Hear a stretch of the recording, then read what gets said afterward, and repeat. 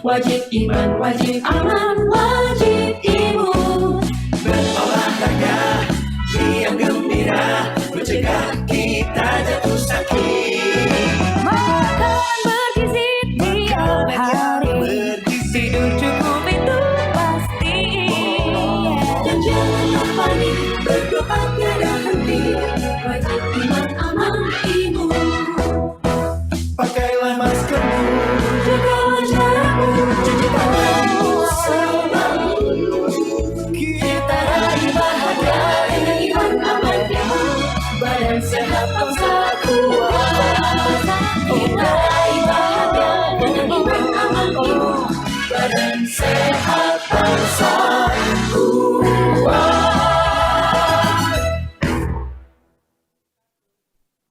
Halo pemirsa dan pendengar, senang sekali saya Amanda Dasrul dapat hadir menemani Anda kembali hari ini. Semoga tetap sehat dan selalu semangat dalam beraktivitas, serta jangan lengah dan lelah untuk disiplin menerapkan protokol kesehatan kapanpun dan dimanapun Anda berada. Dan jangan lupa untuk mengurangi kegiatan yang berpotensi menimbulkan kerumunan.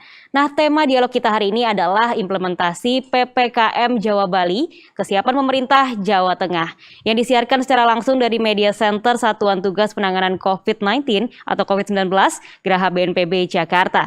Berdasarkan arahan Presiden Jokowi pada rapat terbatas Rabu 6 Januari 2021, pemerintah daerah diminta melakukan pengetatan kegiatan masyarakat, terutama untuk 23 kabupaten kota dengan 4 parameter yang ditetapkan berdasarkan data pada bulan Desember. Penerapan pembatasan dilakukan di Provinsi Jawa Bali secara mikro dengan memberlakukan pengawasan ketat terhadap penerapan protokol kesehatan. Dan bagaimana kesiapan pemerintah Jawa Tengah dalam pelaksanaan pembatasan kegiatan masyarakat, telah hadir di studio siang hari ini Koordinator Tim Pakar Satgas COVID-19 sekaligus juru bicara pemerintah untuk penanganan COVID-19 Profesor Wiku Adhisa Smito. Selamat siang Prof. Selamat siang. Bagaimana kabarnya hari ini Prof? Alhamdulillah sehat, baik. Terima kasih. Ya, Semoga baik sehat juga ya Mbak Amanda. Sama-sama Prof. Terima kasih telah hadir bersama kami dan juga telah hadir ada Gubernur Jawa Tengah Bapak Ganjar Pranowo. Apa kabar Pak Ganjar? Terima kasih nih telah bergabung Pak. Alhamdulillah sehat, terima kasih sama-sama Mbak Amanda, Prof. Wiku ya. Baik, nah sebelum kita memulai perbincangan, sebagai informasi, kondisi studio telah disanitasi, mikrofon yang kami gunakan juga sudah didisinfeksi, dan kami juga senantiasa menjaga jarak. Talk show ini juga memperhatikan protokol kesehatan dan ditujukan untuk semua kalangan. Sebelum kita memulai diskusi hari ini, mari kita menggunakan hand sanitizer terlebih dahulu.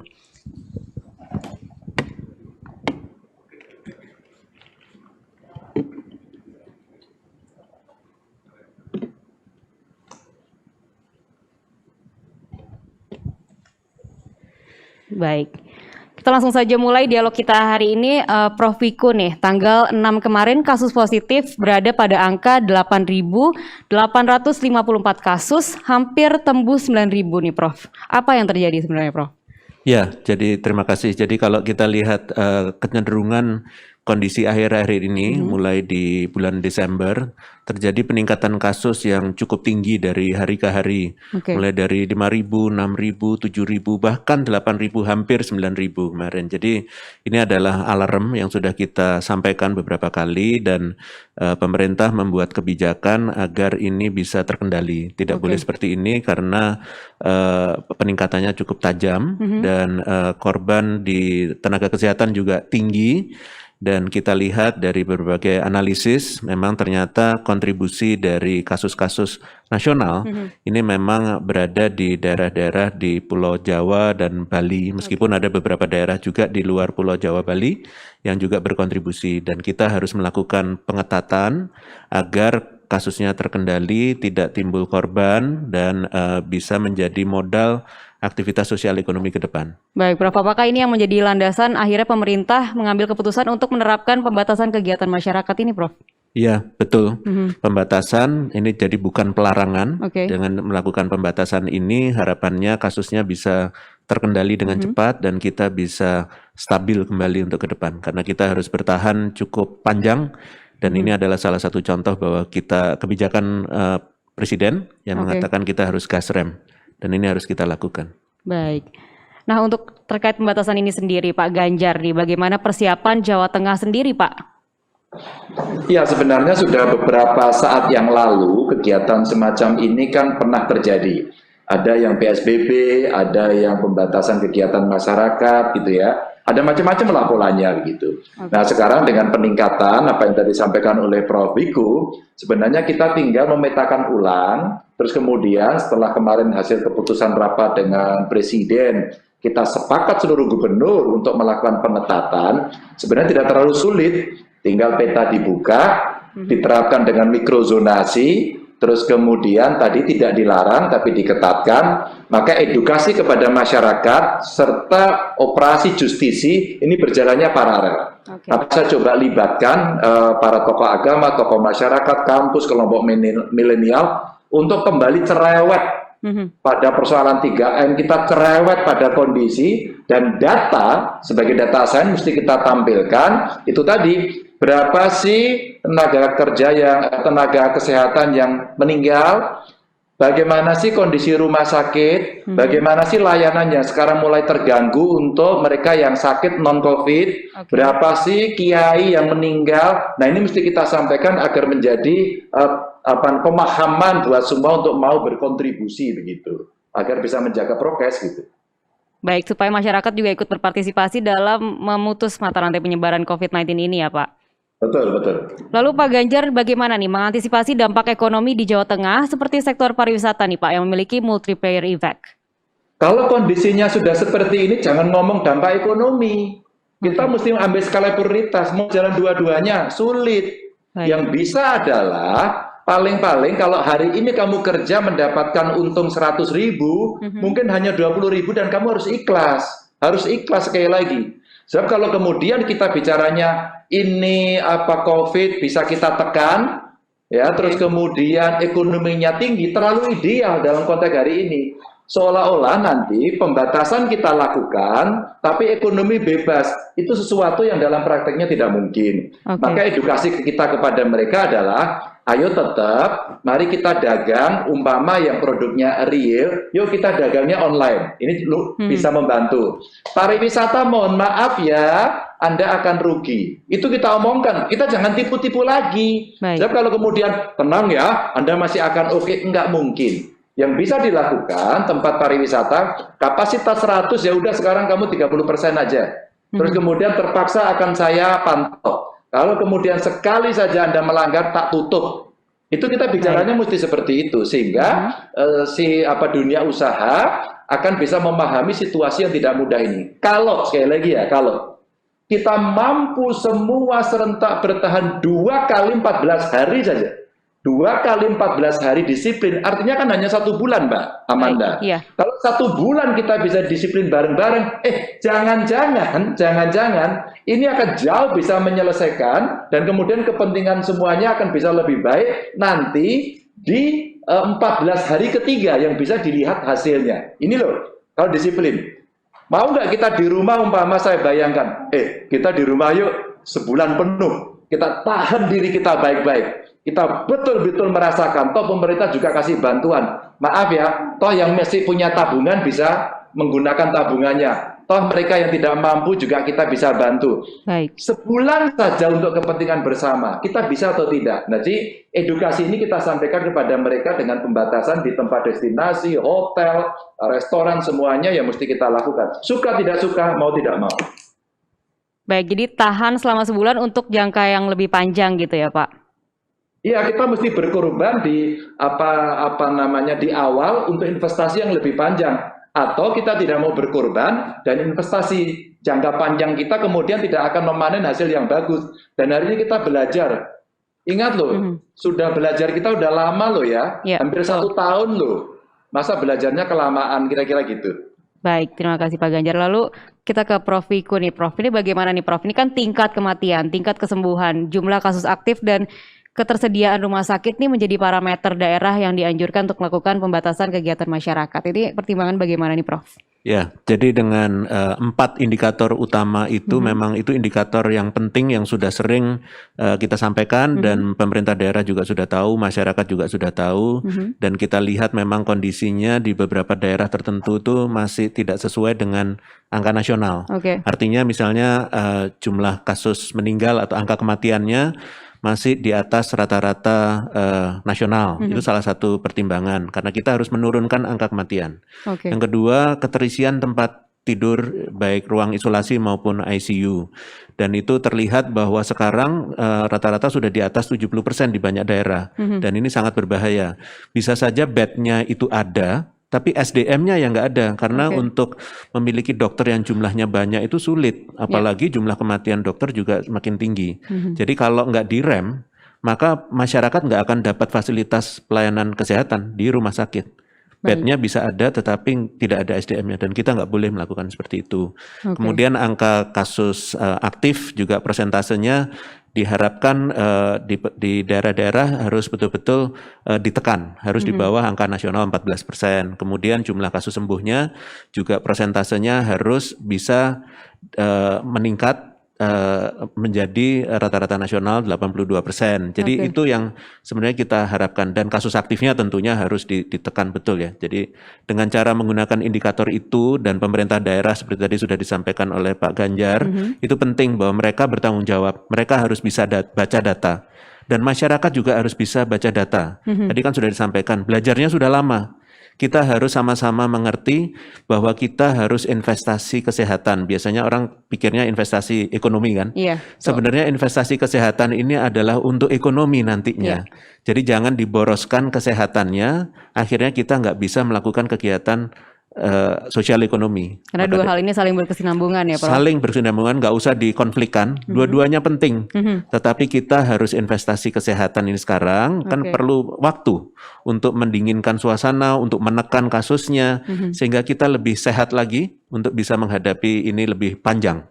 Baik, Prof. Lalu apa nih pertimbangannya, Prof? Ini kan pembatasan ini hanya berlaku selama 2 minggu. Itu tuh pertimbangannya bagaimana, Prof? Dan apabila setelah 2 minggu presentasi dari parameter tersebut tuh belum menurun tuh bagaimana, Dok? Antisipasinya? Ya, jadi begini, kondisi ini pasti dihadapi oleh banyak daerah. Ada daerah-daerah sebelumnya sudah belajar kondisinya buruk, kemudian ditangani dengan baik dan membaik.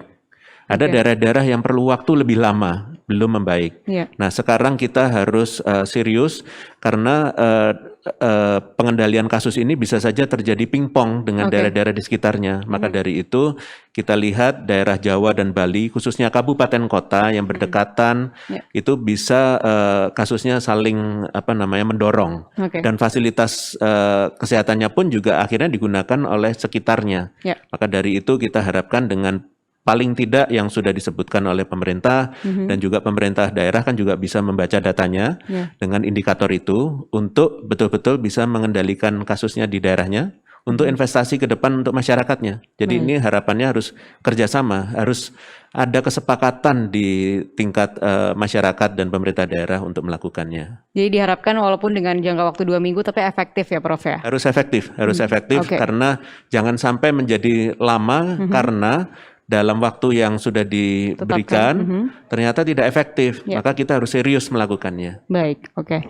Kita ke Pak Ganjar lagi nih. Pak Ganjar, Bapak kan sangat concern nih terhadap UMKM di Jawa Tengah. Kira-kira proteksinya seperti apa, Pak, setelah pembatasan kegiatan ini diberlakukan agar sejalan antara penanganan kesehatan dan pemulihan ekonomi itu sendiri, Pak? Ada 3 hal yang ingin saya sampaikan terkait dengan UMKM. Yang pertama, setelah kita melakukan assessment kepada mereka, kita bicara pada 2 sub lagi. Satu, mereka yang UMKM-nya udah jalan, dan mereka yang baru akan mulai. Yang baru akan mulai ini perlu banyak pelatihan. Satu, dia butuh knowledge and skill yang bagus. 2, dia butuh akses permodalan. Pusat sudah kasih KUR, kami juga punya kredit perbankan, ada juga zakat infak sodakoh di Basnas kami dipakai untuk yang produktif, dan sudah kita kerjakan. Terus kemudian yang terakhir pendampingan, Mbak. Pendampingan ini termasuk pelatihan. Nah, yang sudah existing, mereka ini tinggal kita upgrade, terus kemudian mereka kita reassessment, lalu kita fasilitasi mereka bekerja. Kami bekerja dengan BI Umpama. BI Jawa Tengah kita bareng-bareng membuat UMKM virtual expo. Ternyata luar biasa dan hari ini mereka masih jalan. Terus Oke. kita undang marketplace untuk mereka belajar jualan secara digital. Itu dilatih dan mereka mulai jualan. Itulah yang kita bisa mencoba untuk tidak buntu. Pak Ganjar, saya nggak bisa cari uang. Loh, kamu cari uangnya di rumah. Terus cara jualnya gimana? Nah, kami mengedukasi ini. Baik. Sehingga sampai setiap minggu, Mbak, di Instagram saya punya hashtag Lapak Ganjar. Untuk Oke. bantu mereka jualan gitu loh. Ya. Jadi sebenarnya seluruh resources bisa kita gerakkan untuk mereka bisa kita fasilitasi agar tetap bisa cari uang begitu, bisa cari makan lah begitu. Baik, Pak Ganjar nih apakah pembatasan kegiatan ini juga mungkin diberlakukan di kabupaten atau kota lainnya di luar wilayah yang telah diumumkan, Kak? Seperti Semarang Raya, Banyumas, Surakarta, dan sekitarnya? Iya, ini betul. Jadi waktu Pak Menko Perekonomian kontak saya, terus kemudian saya juga kontak dengan BNPB, kontak dengan Menkes, semuanya kita bicara. Pak Ganjar, rekomendasinya mana? 2 kota besar itu adalah Semarang dan Solo. Lalu di Banyumas juga tinggi. Maka kemudian kenapa saya tidak bicara hanya kota dan kabupaten, tapi saya bicara raya, karena disampaikan Prof. Wiku tadi betul. Oke. Semarang itu kenapa tinggi sekali? Karena ibu kota. Karena fasilitasnya paling banyak. Maka Kabupaten Semarang, Demak, Salatiga, bahkan sampai dengan Jawa Timur, itu kalau mereka tidak bisa mendapatkan fasilitas bagus, dia akan ke sana. Baik. Maka Pak Wali Kota Semarang mencatatnya 2, Mbak. Mana yang asli dari sini, mana yang tidak, begitu ya. Sehingga sangat mungkin untuk kita terapkan kepada yang lain. Kalau, sekali lagi ya, kalau ini nanti terjadi, sudah kita lakukan PSBB bareng-bareng di banyak tempat masih seperti ini, bukan tidak mungkin kita exercise-nya bisa kita callingi satu pulau begitu. Baik. Pak, ini jumlah tenaga medis di Jawa Tengah kan yang terpapar COVID-19 cukup tinggi nih Pak. Sementara tenaga medis yang ada pun sudah mulai kelelahan. Bagaimana nih Pak Pemda mengatasi hal tersebut? Sudah beberapa minggu ini kita rapat tentang itu dan Prof. Wiku tadi betul menyiapkan tempat tidur untuk ICU, untuk isolasi di rumah sakit. Itu tanpa ada SDM nggak bisa. Maka saya sudah bicara dengan Pak Menkes sudah bicara dengan Menteri Pendidikan, ini mesti ada crash program. Ada 2 cara, satu crash program yang ngambil dari sumber sekolah. Kurang-kurang dikit nggak apa-apa, ambil aja, ini crash program. Oke. Yang kedua, mari kita peta nasional kita baca. Ya. Daerah-daerah di luar Jawa yang mereka cenderung tidak terjadi peningkatan tinggi, itu bisa kita pinjem. Jadi Oke. konteks NKRI-nya dan saling bantunya jalan.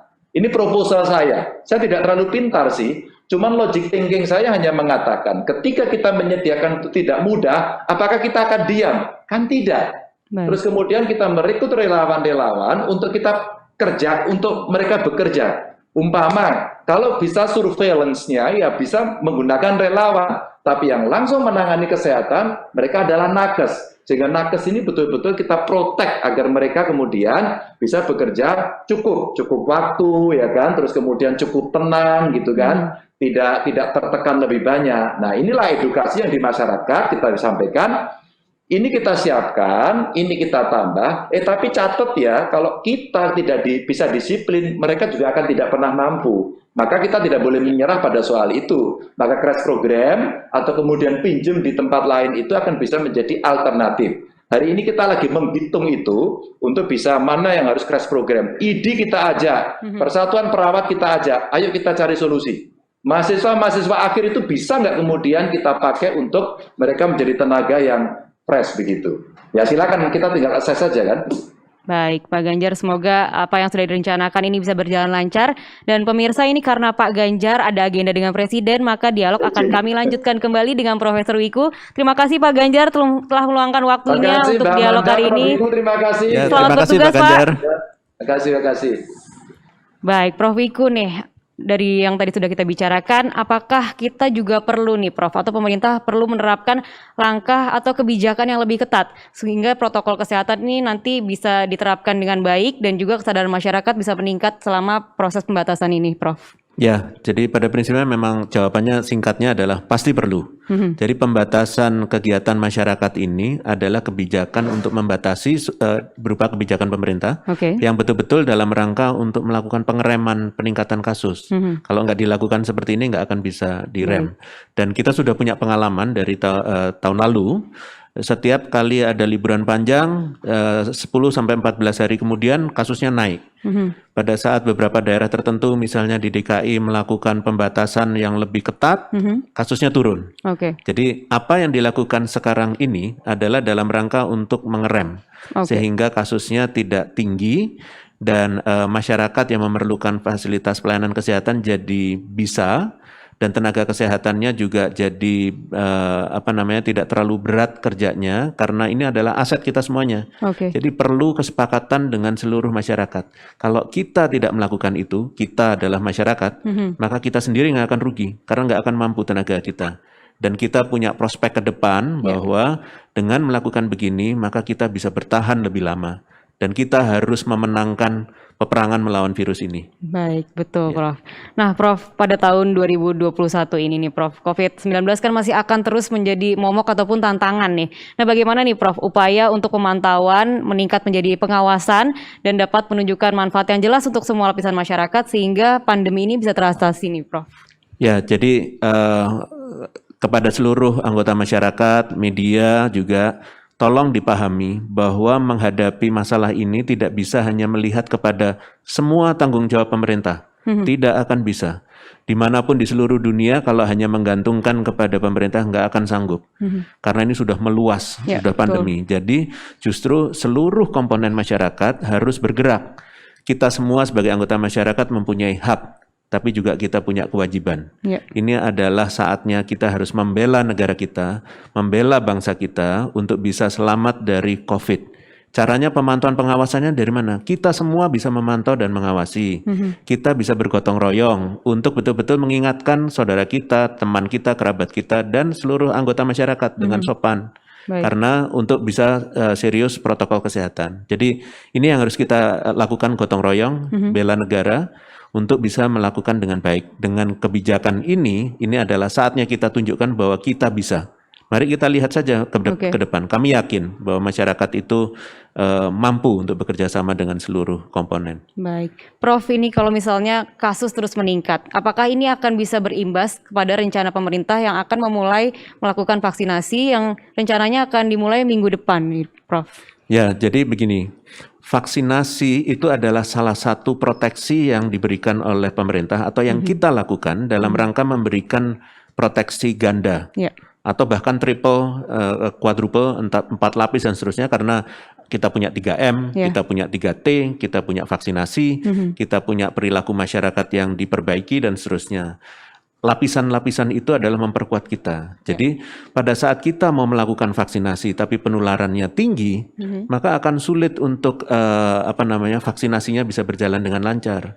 Maka tentunya harusnya penularannya harus ditekan. Penularan yang ditekan ini juga punya implikasi besar. Kita tahu bahwa ada strain baru dari virus ini. Kenapa kok bisa terjadi strain baru? Karena penularannya tinggi. Dan virusnya sendiri kan berusaha untuk menyesuaikan diri. Virusnya akan bisa menyesuaikan diri kalau terjadi penularan. Kalau tidak terjadi penularan, dia nggak bisa menyesuaikan diri, nggak ada kesempatan. Maka dengan menekan penularan, dengan 3M, dengan ketat dan seterusnya, dengan pembatasan seperti ini, akhirnya semua kondisinya jadi terkendali. Maka itu pentingnya juga sehingga vaksinasi juga bisa berjalan dengan baik. Baik, Prof, ini bagaimana nih Prof dengan adanya kondisi ini mensejajarkan penanganan kesehatan dengan pertumbuhan ekonomi itu sendiri, Prof? Ya, tadi sudah dijelaskan oleh Pak Ganjar, sebenarnya kesehatan dan ekonomi itu tidak usah dikonflikkan. Investasi kesehatan itu adalah juga untuk investasi ekonomi. Investasi ekonomi itu membutuhkan kesehatan. Bagaimana orang yang tidak sehat bisa beraktivitas ekonomi, kan nggak bisa. Jadi jangan dikonflikkan, kita bekerja sama, dan ini adalah investasi awal. Jadi kesehatan ini investasi awal untuk bisa menjalankan ekonomi. Ekonominya juga masih berjalan sekarang dengan baik. Indeks harga saham gabungan hari ini juga naik. Jadi dengan kondisi seperti inilah yang harus kita amati dan timingnya tepat untuk melakukan ini untuk ke depan. Baik Prof, tapi ini kan sebenarnya masih banyak nih Prof, ada lapisan masyarakat yang mungkin belum menerima logika seperti itu Prof. Ini ada nggak upaya pemerintah yang dilakukan untuk sampai message ini sampai gitu Prof ke mereka kalau kesehatan dan ekonomi ini berjalan seiringan gitu Prof? Ya, baik. Jadi tadi pagi pun juga ada pembicaraan dengan Menko Perekonomian, dengan Ketua Satgas Ya. tentang hubungannya antara ekonomi dan kesehatan dan dengan bersama media. Jadi kami itu betul-betul mengharapkan peran dari media Ya. untuk bisa menerjemahkan dengan bahasa dan cara sesuai dengan budaya masing-masing daerah agar masyarakat dengan lapisan sampai yang terbawah itu bisa betul-betul paham tentang kondisi ini menjadi gerakan bersama. Oke. Kalau kita nggak berhasil itu maka akan sulit kita bergerak bersama-sama. Jadi mohon bantuan seluruh media dan komponen masyarakat, tokoh masyarakat yang juga mendengarkan ini untuk dengan komunitasnya masing-masing untuk menjelaskan karena kita harus betul-betul rapat bergotong royong, rapat dalam arti kita harus saling mendukung untuk bisa menjalankan ini dengan baik. Kesuksesan ini bukan hanya kesuksesan pemerintah, ini kesuksesan kita bersama. Mari kita buktikan bahwa kita bisa. Jadi semua lapisan harus bekerja sama ya, Prof. Oke. Nah, ini pemirsa kita akan membacakan pertanyaan dari media. Ini ada dari Ari Rikin dari Suara Pembaruan. Pertanyaan untuk Profesor Wiku, apakah pengetatan kegiatan masyarakat Jawa Bali juga membatasi mobilisasi masyarakat? Lalu apakah ketika akan mendatangi daerah yang di PSBB itu diperlukan izin khusus? Profesor, silakan. Ya, baik. Terima kasih pada Suara Pembaruan. Jadi pembatasan kegiatan masyarakat tentunya juga akan membatasi mobilitas penduduk juga. Jadi mobilitas penduduk yang kaitannya dengan kegiatan ekonomi esensial itu tetap diperbolehkan, tetapi dengan screening. Oke. Proses transportasi seperti biasanya. Untuk masyarakat yang lainnya, untuk kegiatan yang tidak perlu, tidak usah dilakukan mobilitas. Sebaiknya Oke. kita tinggal di rumah saja supaya tidak terjadi penularan. Baik. Baik, sepertinya sudah cukup dialog kita hari ini. Kita sudah tiba di penghujung acara. Semoga bincang-bincang hari ini bermanfaat untuk kita semua. Serta jangan lupa untuk selalu memakai masker, menjaga jarak dan menghindari kerumunan, mencuci tangan pakai sabun dengan air yang mengalir.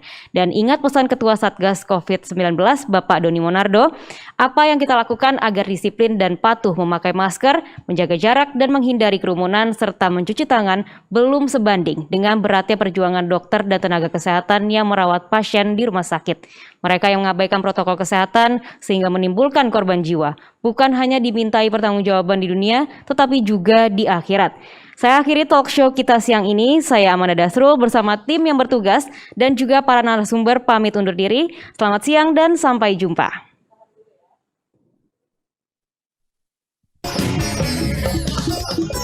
Jalani hari dengan tiga wajib, wajib iman, wajib aman, wajib imun.